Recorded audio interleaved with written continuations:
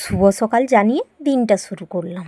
তো এই দেখো সমস্ত কাজ সেরে নিয়ে তারপরে সুচনি শাক বিকাতে এসেছিলো, তো নিয়ে বসে পড়লাম। আর তারই মাঝখানে তোমাদের দাদাভাই গরম গরম চপ এনেছে, আর এদিকে এনেছে টমেটো আর একটুখানি মাছ।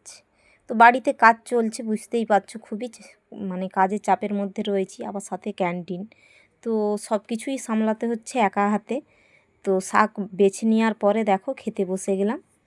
তো আমি, মেয়ে আর একটা মেয়ের বাবার জন্য রেখে দিলাম। আর এইদিকে দেখো তো সবজিও কেটে রেখেছিলাম, এইদিকে রান্না বসিয়ে দিয়েছি। সুজনি শাকের ভাজা হচ্ছে এক সাইডে, আর আরেক সাইডে এইদিকে হচ্ছে দেখো পুঁই শাক মাছের মাথা কুমড়ো দিয়ে ঘন্ট করেছি। তো আমার তো খুব ভালো লাগে এই ঘ্যাঁটটি, আর কার কার লাগে বলো।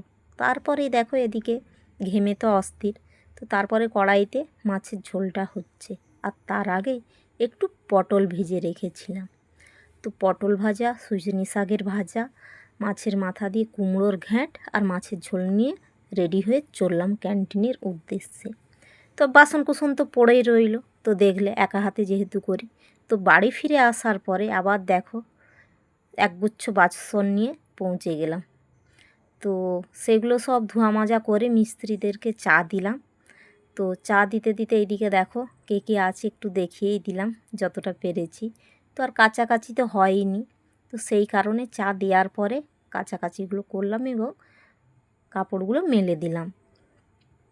তো একসাথেই ভাবলাম যে না, আর কাজটা কেন ফেলে রাখি। আর তারপরেই দেখো কাজ তো হলো একদম সন্ধ্যা পর্যন্ত। তারপরে কি অবস্থা, ঘেমে আর নিয়ে তো একদম ভিজে গেছি। আর এদিকে কাজের দেখো কোনো শেষ নেই, মুছে মুছে পরিষ্কার করতে আমার দম বেরিয়ে যাচ্ছে। আর এইদিকে তাড়াতাড়ি করে সন্ধ্যের রান্নাটাও বসিয়ে দিয়েছিলাম, যে তারপরে রেস্ট নেব। তো ভিডিওটা কেমন অবশ্যই বলবে।